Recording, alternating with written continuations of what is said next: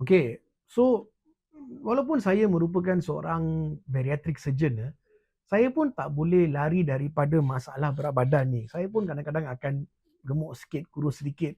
Dan mungkin daripada video-video ni pun korang boleh lihat masa saya kurus, saya gemuk. Dan netizen as usual akan komen lah, doktor pun gemuk lah, inilah, itulah. Tapi saya faham kenapa isu body shaming ni merupakan satu isu yang sangat penting kepada mereka yang gemuk. Sebab ia seperti pisau yang menyucuk jiwa kita. So itulah sebabnya saya rasa mereka yang ada masalah obesity, mereka yang gemuk, mereka harus buat operation bariatrik supaya mereka mendapat balik self confidence mereka.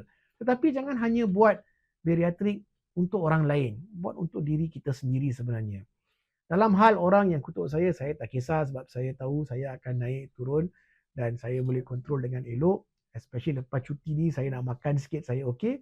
InsyaAllah lepas ni saya akan diet dan saya akan okey juga. So kepada mereka yang supportive, thank you very much.